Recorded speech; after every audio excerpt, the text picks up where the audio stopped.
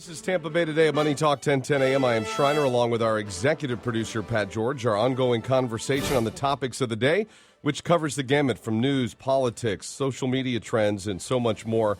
And we are going to go live right now. I'm actually going to set up a Facebook Live thing. And I'm sorry, this is not the best for the camera. But I want people to see what we're doing here in the studio. As every Friday, we try to get one of the business professionals, the smart side of the building, to come in here and talk to us about the ways that we can help clients and things you, as a small, medium, or even large business, what you can gain from the knowledge pool that we have at Beasley Media Group. So I think we're kind of loosely calling it a business roundup. Is that what we're doing, Jay? Yeah, that's the name. Jay Mulligan is here in the studio. He is one of our executives here, the general sales manager for multiple stations within the Beasley Media Group cluster.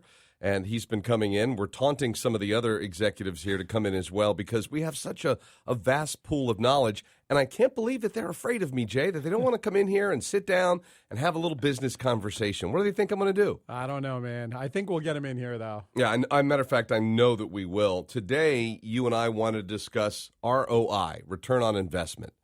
Where do you want to start that conversation? What is ROI? What does it mean to a business owner, and how can we help? So, so one of the things that we decided when we're doing this show is to kind of tackle events that happened during the week. And in this case, we had a customer that said they didn't have a marketing budget. And a lot of times we'll hear that. Somebody will say, we don't have a marketing budget. We don't have anything to spend on marketing at all. And, you know, that's one of the things that it's always concerned me a little bit because, you know, the goal is to help businesses grow. Right. And yes, you can get business through word of mouth advertising from people referring you and things like that. But the ones that we see that really take off are ones that have a good strategy and good marketing plan. And you do need a budget for that, whether it's going to be, you know, through the radio, whether it's going to be online, billboards, you name it. So we like to sometimes help businesses work through how to uncover what a budget could be. Right. So one of the ways to do that is for a business to really understand how many customers they currently have now, right, and how much is that customer worth to them, right? What's the value of that customer, and then what is the capacity, right? How much business can you do? So if you're doing 10 customers per week right now, can you get to 20, right? Do you have enough manpower? Do you have enough employees? Right, or do you have to make adjustments? Do you need more storage warehouse space? Do you need more employees to process orders? You know, depending on what the business is, are you going to be able to ramp up right away, or do you need to get the resources or the infrastructure in place before you do that? Absolutely. And a lot of it, too, it depends on what all the business is selling, right? Right. So if somebody's selling like little widgets or tchotchkes, I know you like the word widget. That's right. Why Yeah, it's a reference to Rodney Dangerfield's business class and Back to School from 1986. But go on.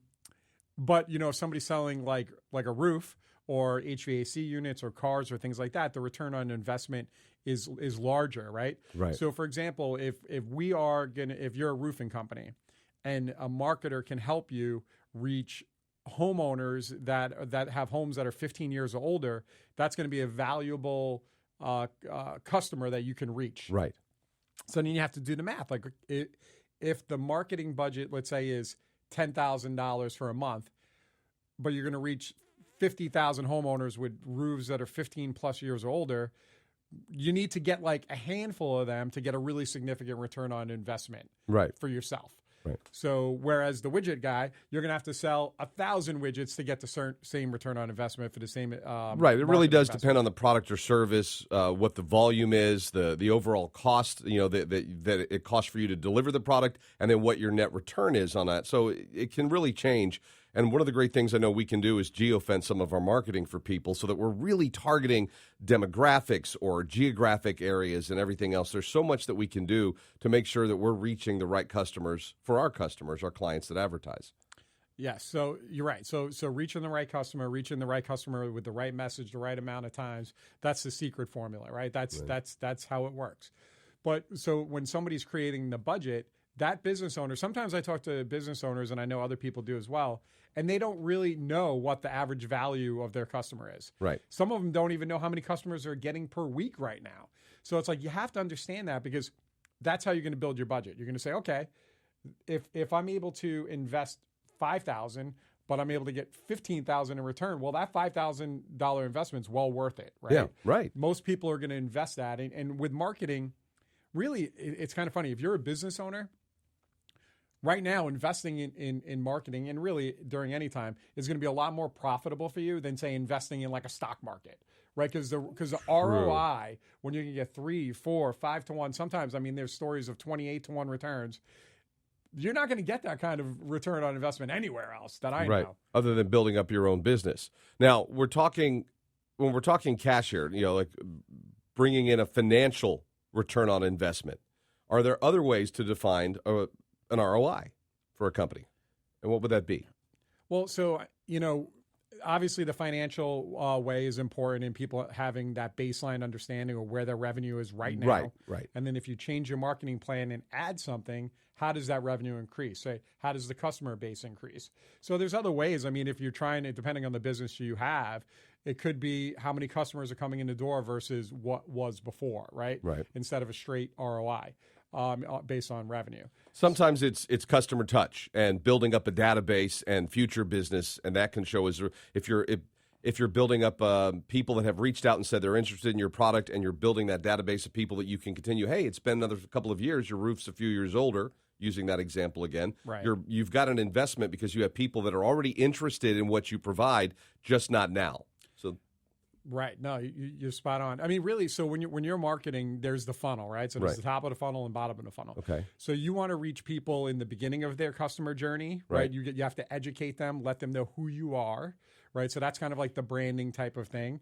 Even we were talking about that yesterday with like stadiums being branded with a business, right? Right, and then all at once you go, you know what? I need a new bank, and oh yeah, we go to the bank stadium all the time, and maybe we'll check them out or whatever the business may be. Yeah, so like that's a good way. That's a good way to brand yourself, but you're not actually going to get an immediate return on investment, right? You didn't put out a call to action or for somebody to take immediate action with like a deal or a discount or whatever that might be. You're building company awareness so that people know your name, right? And you're the first one they think of.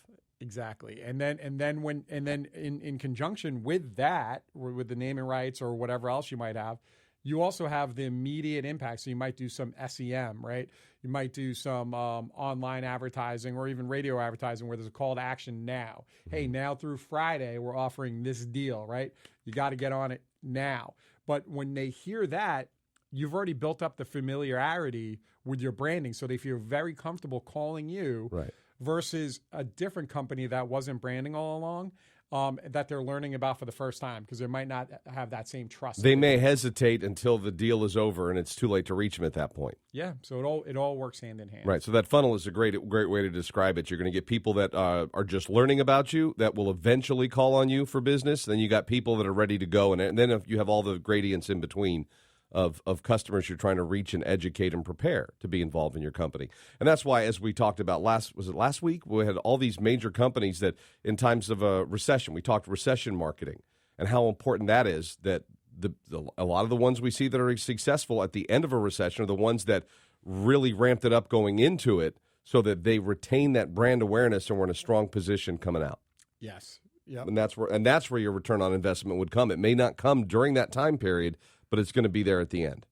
Yeah, so a business owner really needs to understand what their baseline revenue is, right? Like, hey, where am I at right now?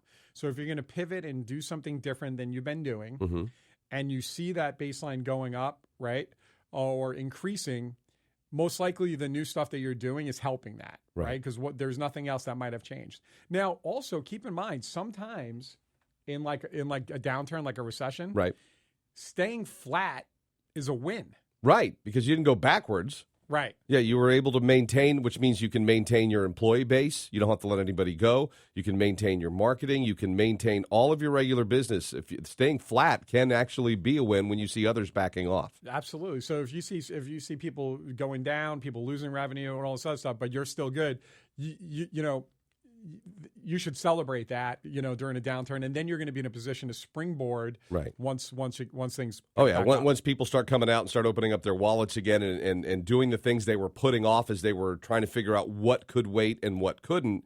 Now, all at once, when things have changed again and made that turn, then boom, you're going to have an increase in business. So that may be a time, actually, I've talked about this in church groups and stuff, a period of waiting. And that period of waiting is not a stagnant period. It is a period where you have to prepare. You've got to better yourself. You've got to grow what you need to. You need to fix what may be wrong so that when that period is over, you're ready to move forward. Yeah, it's funny you say that because even like when the pandemic happened, right? You saw some people, like on an individual basis, you see some people come out of the pandemic, they lost 20 pounds, are in the best shape of their life. And then you also see the vice versa, right? Where they gain that 20 pounds and they're feeling worse than ever. You know, it's all in what you choose to do with it. And by the way, that gets to be very difficult. The entrepreneurial mindset and the wonderful structure of Tampa Bay with all the different people creating all these different businesses and products and services that are available is amazing. One of the things we've done here at Money Talk 1010 AM, which is one of the things that you were a part of when I first came here 3 years ago, almost 3.5 years ago now, was to make sure that we would be able to bring in people that had very little experience with radio and sit them down and let them do an interview with me at no cost so that they could have that experience and get their name out there and start to learn how to market. You have a chance to tour the building, to meet the staff, and we get to start showing you what we can do. And that is all something, that's an entry-level thing, and I think it's a vital part and one of my favorite parts, and I hated that the pandemic hit when it did because I was insisting, come into the studio. I want you to see what it's like in here, and I want you to know what's happening and how we're doing this for you. And the fact that you guys let me do that for free and not charge these people for interviews, and if you're listening, yes, I'm talking to you, you can reach out to Jay or to me, and we'll have you come in here for an interview at no cost, just to give you an idea of what's going on and to kind of kickstart your plan and help you see what we can do to help grow your business at any period of the economy. Yep. Yes. I know I'm rambling here. I'm just so right. excited about the job that we right. do for people. A lot of people, when they think radio, often it's music. In this case, it's talk radio. But, you know, I've been in this for 30-some years now, and people, they would think, oh, you get paid to play music. Those record companies or those bands pay you. No. As a matter of fact, the money's going the other way. For every song we play, there's a thing called needle drop. And we pay for every song on any one of our music stations. We have to pay for the right. It's royalties for the whoever owns the record. Our money comes in when we help you make money as a business. You know, It's the advertising dollar. Yes, we are in business too, but we are really good at it, and we want to help you succeed. And when you succeed, then we just keep helping each other.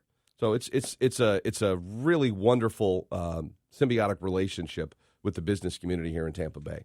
Yeah, absolutely. And to that point, so next week on this show, we're going to do a live jingle creation. Oh, that'll be cool. With a business. Mm-hmm. So if there is a business listening right now that actually wants to be a part of that, this is going to be no charge, and we can actually create a jingle for you. So reach out to Shriner or myself, and we'll see if that could be you. Yeah, we'll funnel them together, and I will figure out a selection process for that. Yeah. I'm gonna let Jay handle that decision. I'm gonna let him play the heavy and pick who's. It's kind of a winner because somebody's going to get a free jingle out of this and we're going to help two companies. We're going to help the one that gets the jingle, and we're going to help the jingle providing company that wants to come in and show what they can do. Yep. So that'll be an interesting little project for next week. So to reach me, it's Shriner at moneytalk1010.com. Shriner, spelled just like you would think, SHRINER, at moneytalk1010.com. Your email's different, Jay. Yeah, so it's JAY.Mulligan, MULLIGAN, at BBGI.com. Right. So if you can reach either one of us, we'll get our heads together and we'll pick somebody to be a part of this little project, a live demonstration. Right? Yeah. We're not going to. This is all going to be. We're going to throw this on. This. Yeah, it's going to be like open mic jingle writing. I don't know how that's going to come out, but we're going to have some fun with that next week. So we'll do that. Anything else you'd like to discuss on ROI, return on investment? Because we've talked about the financial, we've talked about branding and positioning, awareness of your company. Are there any other? What else can we do for ROI, or do you have any last thoughts on this? Yeah, I mean, the only other thing I wanted to say is, I think we covered the ROI stuff pretty well. We talked about the naming rights of stadiums and this upcoming Monday. Or even here, you could have naming rights in studios. And, what we usually do with the studios is you get your name everywhere. When we have these cameras on them, they're on your name. You get put into positioning and imaging pieces every hour. And, you basically own the studio. Like I am in your studio instead of you in mine. So that's another naming rights. Yeah, no, it's right. And it's open right now on 1010. Oh, yeah, little plug. On Monday, we're going to be out at Baycare Field in Clearwater for Clearwater Celebrates America. Fester from Q105, one of our sister stations here, will be out there hosting it. The Black Honkies are going to be performing. So it's going to be a great time, a lot of fun, huge fireworks show. So if you are around, come check that out. That's going to be a blast. Yeah, that's just a great opportunity at Baycare Park to just celebrate. And by the way, that's something I'm going to bring up on my show in a little bit. I've seen some posts because of what's been happening with the Supreme Court. People are starting to feel un-American, and you shouldn't, because America is its people. It's you and me, and we should always celebrate us. So I'm going to get to that during my show coming up here after the break. But, Jay, thank you so much for joining us. I hope a bunch of people will come out and join us at Baycare Park on the 4th of July, celebrate with the Black Honkies and fireworks and adult beverages and activities for the kids. It's going to be a great day. It's going to be a great holiday weekend. It will. All right. Jay Mulligan, General Sales Manager for Beasley Media Group here. Thank you so much for coming in. You're welcome.